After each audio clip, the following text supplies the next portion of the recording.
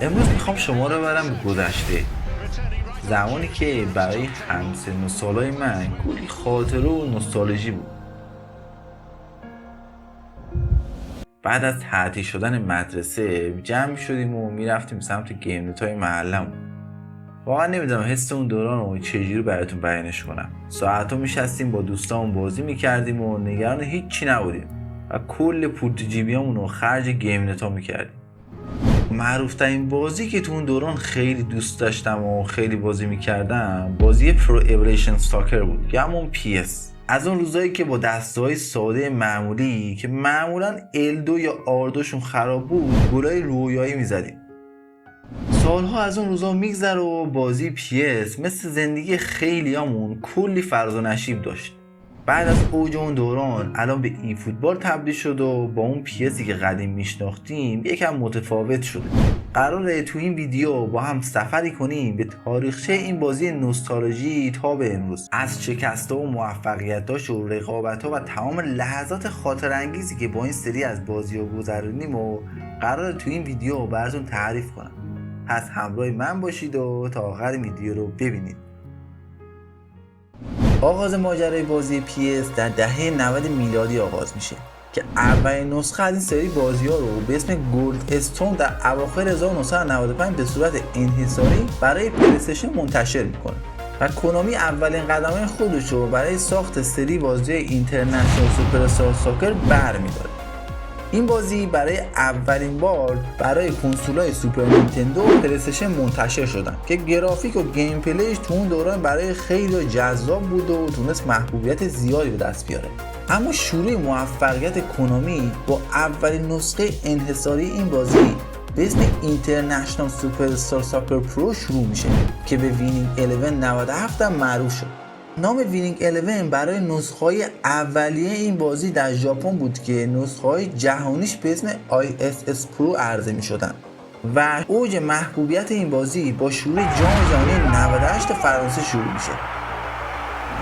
کنامی با انتشار اینترنشنال سوپرستار ساکر پرو 98 همه توجه رو سمت خودش بود که به ورلد کاپ فرانسه هم معروف شد و در ایران به عنوان فوتبال 98 معرفی میشد که با پیشرفت قابل ملاحظه گرافیک و گیم پلی نسبت به سری‌های قبل و افزایش تعداد فروش پلی‌استیشن تونست جای خودش رو بین گیمرها باز کنه و نسخه بعدی این بازی یعنی فوتبال 99 در حقیقت ورژن نهایی همون نسخه قبل که تو ایران همچنان بهش فوتبال 98 میگفتن که به اسم وینینگ 11 3 فاینال ورژن معرفی شد. این بازی همون بازی که تو ایران خیلی معروف شد، همون بازی که سالها تو گیم نت بازی می‌کردیم، میتونستید دو تا تیم منتخب جهان به بازی اضافه کنیم که اکثرا اونم فقط با همین تیم‌های منتخب جهان و اروپا بازی می‌کردیم که بازیکن‌های افسانه‌ای توش وجود داشتن. توی نسخه کلی امکانات جزئیات مثل پاس 1-2 به بازی اضافه شده بود و اینکه نحوه گزارش بازی خیلی جذاب‌تر شده بود و خیلی چیزای ریز و درشت دیگه که باعث انقلاب در صنعت بازی‌های کامپیوتری شد. اما تو همون دورانی که PS داشت نسخه‌های جدید و کلی امکان پیشرفته بازیش اضافه می‌کرد، رقیب همیشگیش یعنی فیفا بیکار ننشسته بود و پیشرفت خیلی قابل ملاحظه‌ای کرده بود و جزئیات جدیدی مثل لایسنس کامل بازیکن‌ها و تیم‌ها بازیش اضافه کرده بود. اما PS با یک ایده جدید تونست از رقیب همیشگیش فاصله بگیره. اون تو بازیاش از بخش به اسم مستر لیگ رونمایی کرد. مستر لیگ اولین بخش داستانی بود که در تاریخ بازی فوتبال محسوب میشد. امکان اداره یک تیم، خرید بازیکن و مدیریت اونها و رسوندن تیم مورد علاقتون به مقامات بزرگ کاری بود که طرفداران فوتبال همیشه رویای اونو داشتن و حالا این موضوع رنگ واقعیت به خودش گرفته بود. دوران طلایی بازی PS با انتشار نسخه جدید این بازی برای پلی‌استیشن شروع میشه و با افزایش محبوبیت بازی‌های فوتبال و پیشرفت تکنولوژی کنامی تصمیم گرفت تا سری جدید از بازی‌های فوتبال رو تحت عنوان پرو ایولیشن ساکر یا همون PS در سال 2001 منتشر کنه. PS با یک گرافیک بهبودی یافته و گیم پلی واقع‌گرایانه‌تر تونسته بود محبوبیت زیادی کسب کنه. اما این بازی همچنان یک مشکل خیلی بزرگ داشت و اونم لایسنس تیم‌ها و اسم بازیکن‌ها بود. کنامی تصمیم گرفت تو نسخه 2003 با فراهم کردن ویژگی بازیش بتونه به کاربرا اجازه بده که لباس بازیکن‌ها و اسم اونا رو تغییر بدن که مشکل لایسنس رو تا حدودی حل کرد. بعد از عرضه پرو اِوولوشن ساکر کسی دیگه به سری بازی فیفا توجه نمی‌کرد و کنامی برنده این رقابت در اون سالها شده بود. ولی اما با ورود به نسل هفتم اوضاع کمی فرق کرد. با وجود ادامه محبوبیت کنسول پلی‌استیشن 2 تو ژاپن و خیلی از نقاط دنیا، کنامی استفاده زیادی از قابلیت‌های کنسول جدید پلی‌استیشن نکرد و PS 2008 رو با تغییرات اندکی نسبت به نسخه قبلی عرضه کرد. تو این دوره رقابت میان PS و فیفا خیلی شدیدتر شده بود. فیفا با استفاده از مجوزهای رسمی تیم‌ها و همچنین بهبودهای مداوم در گیم پلی و گرافیک تونسته بود برتری‌های نسبی نسبت به PS پیدا کنه. این موضوع فشار زیادی رو به کنامی وارد کرد. کنامی در اقدامی در سال 2009 با خرید حق امتیاز لیگ قهرمانان اروپا خواست فاصله‌اش رو با فیفا یه مقدار کم کنه، اما متاسفانه کمک چندانی بهش نکرد.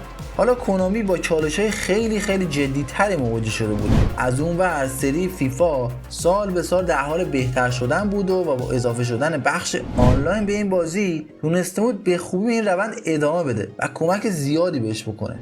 سری PS دیگه نام بی‌رقیب دنیای بازی شبیه‌ساز فوتبال نبود، اما تلاش‌های کنامی در سال 2012 نتیجه داد که با پیشرفت گیم پلی بازی امتیازات بالاتری با مقایسه با سری‌های قبل گرفته بود.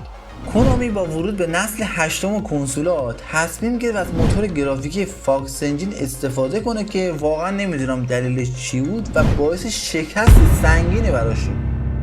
استفاده از این موتور در نسخه 2014 باعث اشکالات خیلی زیادی تو بازی شد، مثل تأخیر ارسال پاس‌ها و شوت‌ها و خیلی مشکلات ریز و درشت دیگه. اما این کمپانی ژاپنی قصد تسلیم شدن نداشت.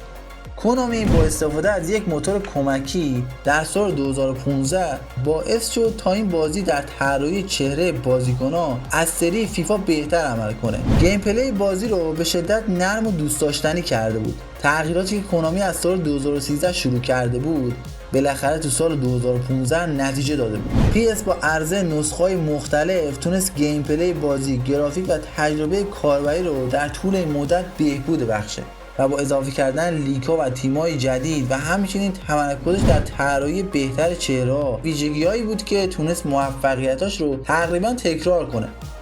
اما در یک اقدام عجیب در سال 2020 کنامی تصمیم گرفت اسم بازی رو به ای فوتبال تغییر بده و تمرکز بیشتری رو روی بازی آنلاین و مسابقات ای اسپورت داشته باشه که برای خیلی‌ها خوشایند نبود. PS سعی کرد تا با جذب بازیکن‌های بیشتر جایگاه خودش رو تقویت کنه و با استفاده از موتور آنریل انجین گرافیک و گیم پلی بازی رو تغییرات زیادی بده. سری PS با تغییر اسم به ای فوتبال در تلاش این بود که یک تجربه واقعی‌تر تبدیل بشه. شاید این موضوع به مزاج خیلی از طرفدارا خوش نیومد، ولی فوتبالی که ارائه میده کاملا درگیر کننده و جذاب و پر از اتفاقات غیر قابل پیش بینیه. شاید برای اونایی که هیچ وقت طرفدار سری بازی‌های PS نبودن بازی ای فوتبال خیلی براشون جذاب نباشه، ولی برای طرفداران همیشگی این بازی هنوز هم انتخاب سرگرم کننده و خوبیه و مطمئنا کنامی بعد از اینکه فهمید توی یکی دو سال آینده قرار دو رقیب جدی جدید هم داشته باشه در تلاش بهتر شدن حرکت میکنه که اگه بخوایم منطقی و بدون تعصب بهش نگاه کنیم حتی یکی دو سالی هم هست که کلا دیگه رقیبی برای فیفا هم نبوده. حالا باید ببینیم در آینده چه اتفاقی برای این بازی محبوب قدیمی میفته. ممنون که این ویدیو رو تا آخر دیدید. لایک و سابسکرایب فراموش نشه. منتظر ویدیوهای دیگه منم باشید.